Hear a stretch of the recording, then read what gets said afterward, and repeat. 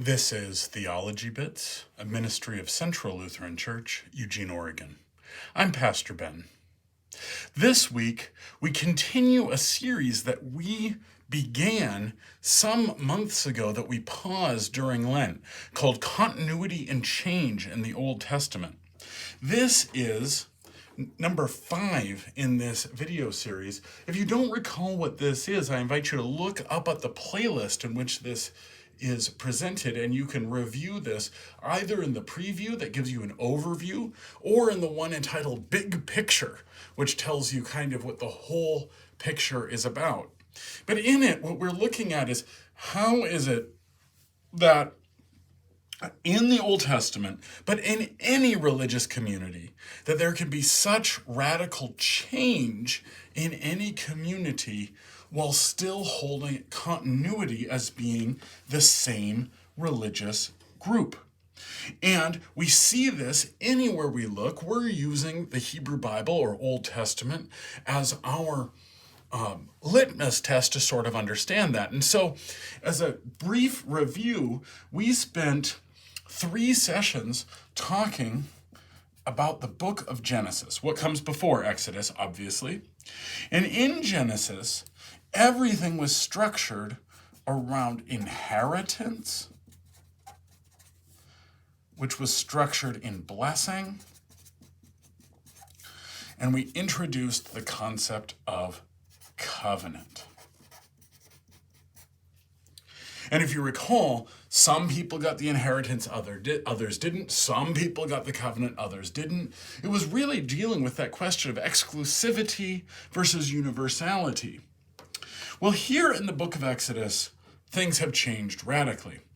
According to tradition, 400 years have passed, and our situation is radically different. At the very end of the book of Genesis, Joseph leads the family, and if you remember, in this time period, they are a family. That is the structure of the book of Genesis. This is a family structure.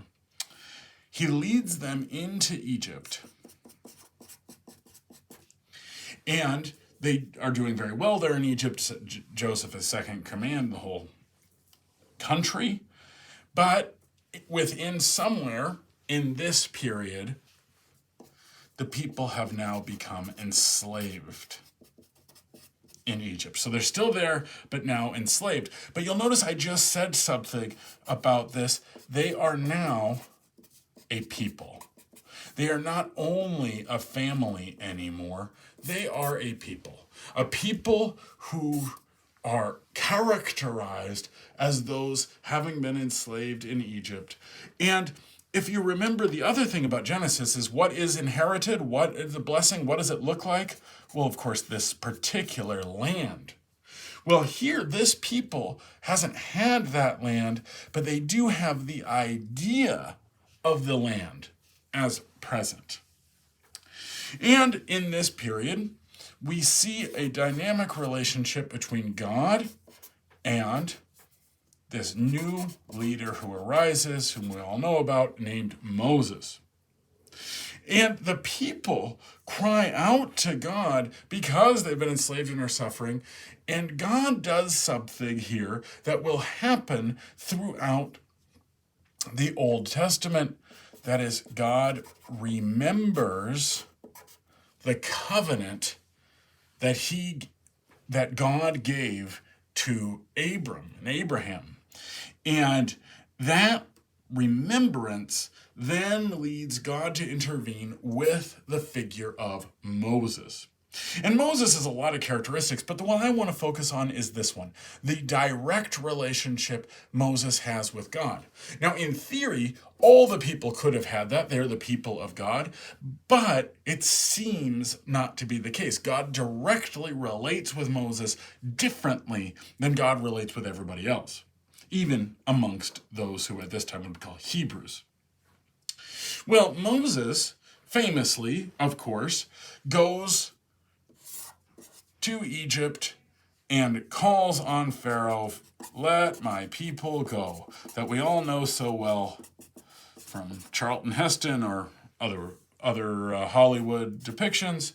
But what's often not as understood is, go where? To do what? Well, in fact, what Moses originally asks for is for a 3-day journey. He doesn't originally ask to free the people, but simply a 3-day journey to offer a special sacrifice to God. Now that you might not have known, but that's what Moses initially asks for. And Pharaoh, at the beginning, doesn't want to do with any of that, so he says no. And so then, famously, of course, we have God sends plagues. And I should say the first 3 affect everyone.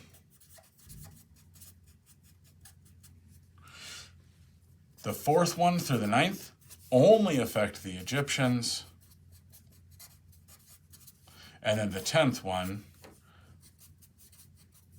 will affect everyone. We'll go back to that 10th one in a minute. But these plagues show up. That is God acting because Pharaoh's not letting them go. And the phrase is, he hardens his heart. After the plague, he initially is open to them leaving and then hardens his heart. Well, the real story is more complicated than that. First of all, is originally he does, after a few of the plagues, say, you can go take your 3-day journey. And then Moses says, great, but by the way, we're going to take with us all our things and everything we possess. And Pharaoh's not so sure that they're actually coming back. So he says, no, you're not just going for a 3-day journey to sacrifice, you're just trying to leave. Well, Pharaoh turns out to be actually accurate, because then later on, as this drama moves forward, Moses stops asking for this 3-day journey into the wilderness to offer a sacrifice, and instead does indeed ask, just let us go. Well, in this sequence of plagues, Pharaoh continues to harden his heart. And he says, what, does this guy just not learn? This God is more powerful than he is and has clearly got an issue. Well, half the time, Pharaoh is the one who hardens his heart. The other half of the time, God, in fact, is the one hardening Pharaoh's heart. Well, this seems mean to many of us. Why, God, are you not letting Pharaoh let them go? Well, the reason is God wants all these plagues to happen. Now, that sounds mean, except that there's a purpose to the plagues. And it's not so that Pharaoh will let them go. It's so that you, and by you, you mean the people, will know who God is. You will know that I am the Lord. See, it wasn't about Pharaoh one way or another, whether or not he let the people go. It instead was about God acting to show God has been in control this whole time, and you're going to finally learn that. And that leads us to this issue of the 10th plague, the death of the firstborn. All firstborn children in Egypt would die. And while the first 3 affected everybody, the other ones, the Hebrews were exempt. Getting that question, who are we? We're somehow different. And then the 10th one, it still affects them, but we introduce a new concept. Of course, this is the Passover. And in the Passover, the statement is, every firstborn is God's. And in order to deal with that, so that not their firstborn children would not die, they offer sacrifice of a lamb, and then they would sprinkle the blood upon the door, and then the angel of death would pass over them, which is why it's called that. But this language remains in the ritual of Passover that every firstborn is God's. And so every firstborn in a family following this throughout the Old Testament, there is a sacrifice made to God because of saying the firstborn is God's. But there's a theological point here beyond this. That is, it's not just that the firstborn is God's, it's that all the people are God's. Remember, I said here, they're structured now as a people. Who are they? They're a people group. Well, what makes them a people group? Well, in the book of Exodus, what makes them a people group is God's possession. God is the one who has all of the people, who holds all of the people, and God's the one constituting them as a people, so that over 400 years they had not lost their identity, and in these actions in Exodus, they will now know that.